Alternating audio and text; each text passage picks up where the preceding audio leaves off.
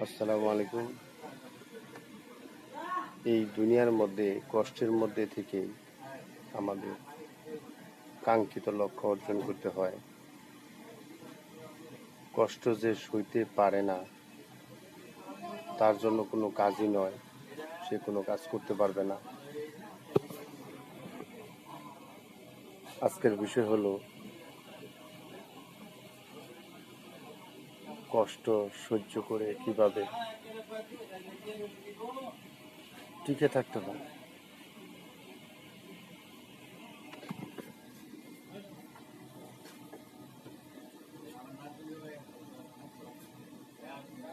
কষ্টের মাত্রা সবারই বেশি কম হয়ে থাকে।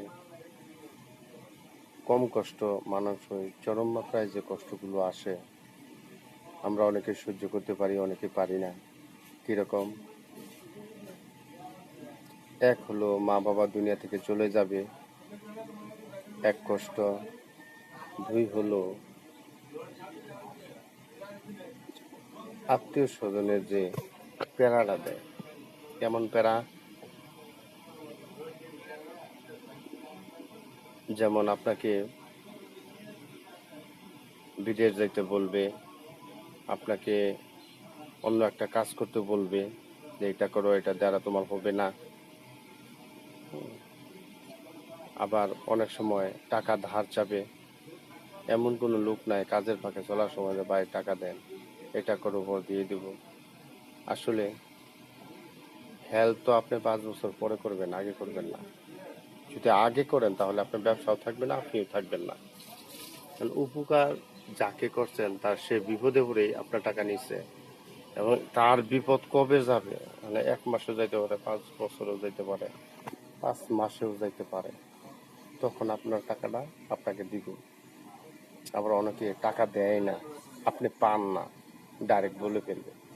এই সমস্ত কষ্ট না, কোনো কাজ করার অন্তরায়, কোনো কাজ নিয়ে, এসব নিয়ে আবার নিজের ফ্যামিলি মেনটেন করতে হয়, ফ্যামিলির সুখ দুঃখ ভাগাভাগি করে নিতে হয়, আবার ব্যবসা দেখতে হয়, আবার নিজেকে দেখতে হয়, আবার মানুষের সাথে যে একটা সম্পর্ক রক্ষা, এটাও দেখতে হয়। এই সমস্ত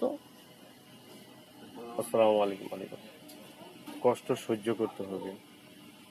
কষ্ট সহ্য না করতে পারলে আমাদের কাঙ্ক্ষিত লক্ষ্য অর্জন হবে না।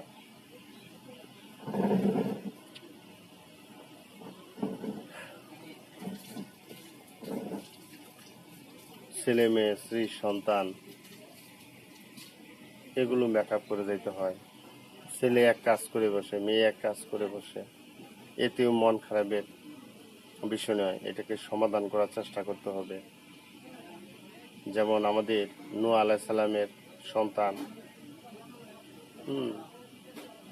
স্ত্রী, এরা কেউ ইসলামকে স্বীকার করে, আল্লাহকে স্বীকার করে মরতে পারে নাই।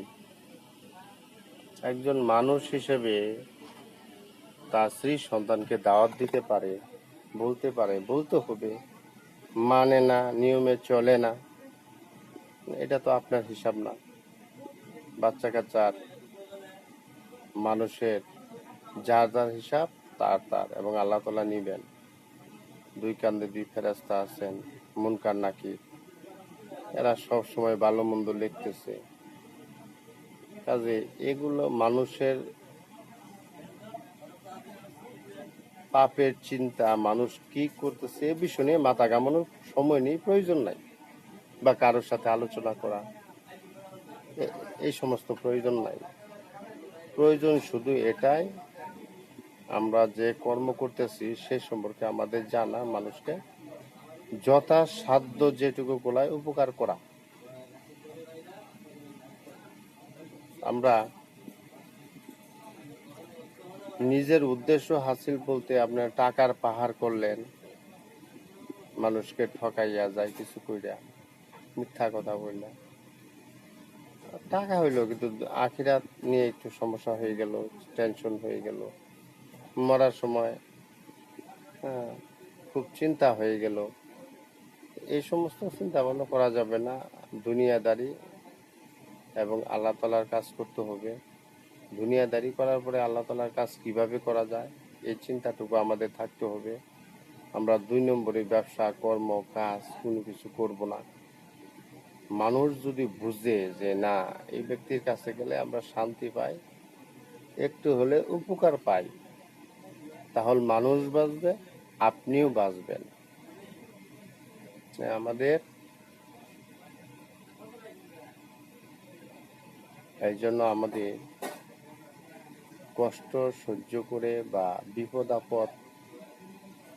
আপদের সময় ধৈর্য ধারণ করতে হবে। বিপদ আপদে আমাদের কষ্টকে বরণ করে নিতে হবে। এরপরে ইনশাল্লাহ আমাদের চলার পথ অতি সহজ হবে।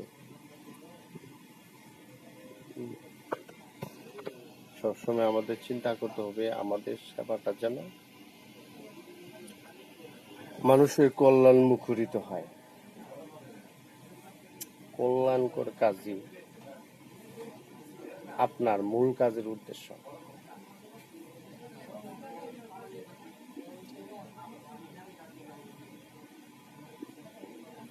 কোনো বিপদে হুমকিতে আমাদেরকে পিছপা হওয়া যাবে না। আমরা যেন নির্দিষ্ট সময় পর্যন্ত আমাদের যে বিপদ আপদ আছে আমরা ওভারকাম করে চলতে পারি।